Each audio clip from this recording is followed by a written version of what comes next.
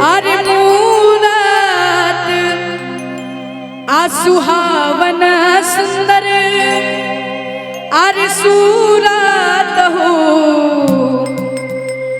राजा जी एक करे तरहल जरूरत मुहूर्त खूबसूरत हो।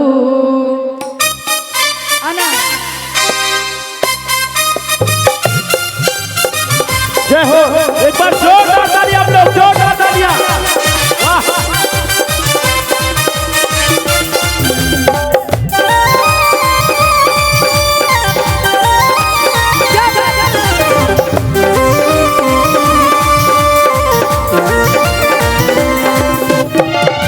ऐसन मनोहर मंगल मूरत सुहावन सुंदर सूरत हो।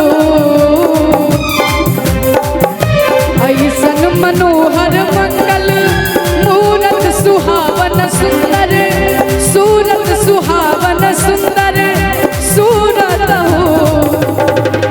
ए राजा जी और भैया से हम माफी भी मांगना चाहेंगे क्योंकि जब एंगेजमेंट थी तब भी हम नहीं आ पाए, भैया की शादी हुई तब भी हम नहीं आ पाए और इस बार घर का गृह प्रवेश था फिर भी हम नहीं आ पाए क्योंकि जुर्माना बहुत बड़ा लगेगा।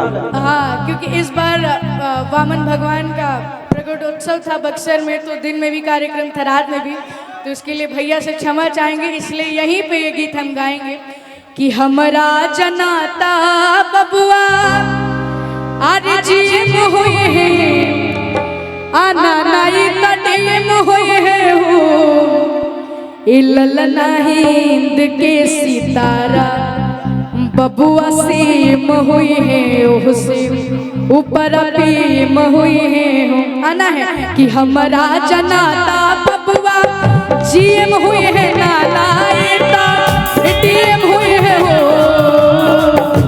हमारा जनाता बबुआ जीम हुई है नाना टीम हुई है नाना टीम हुई है हो। और खाली पैसा देने से काम नहीं चलेगा, हमारे साथ ठुमका भी लगाना पड़ेगा। इल्लल्ला इल्लल्ला हिंद के सितारा बबुआ सीम हुई है ओह से ऊपर पीम। इल्लल्ला हिंद के सितारा सीम हुई है ऊपर सीम हुई है। और क्या अरे हमारा जनाता बबुआ राज हुई है राजा धीराज हुई है हो। हमारा जनाता बबुआ राज हुई है राजा धीराज हुई है हो। ए राजा जी ए राजा जी ए राजा जी मुकुटा मड़ी ओ खराज हुई है सिरवा के बबुआ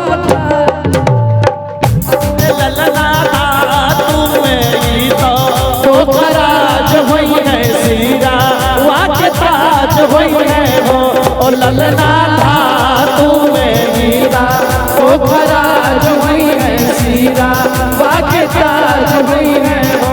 और क्योंकि समय बहुत कम है, थावे वाली मैया के इस पावन धरती पे है हम सब, इसलिए माई के मंदिर मन भावन लागेला बड़ी पावन लागेला बड़ी पावन हो। ए मैया ए मैया ए मैया रौरा जैसन केहू ना मयरिया रवा हई ममता के सागर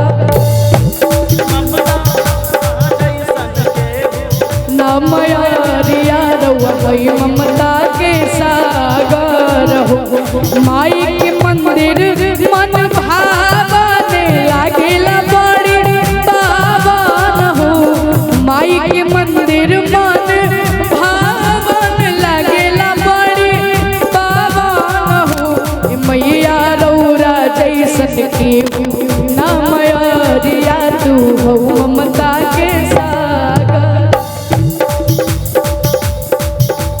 कीबोर्ड हम सबके बीच काफी अच्छे सिंगर हमारी प्रियंका जी और साथ में उनकी माता जी दादी जी को मेरा प्रणाम है। कीबोर्ड वाले भैया भैया थोड़ा सा पीछे सहारा दीजिए इंस्ट्रूमेंट को, हमारे म्यूजिशियन को थोड़ा सा समय हट जाइए आप लोग, निवेदन है। कीबोर्ड वाले भैया के सामने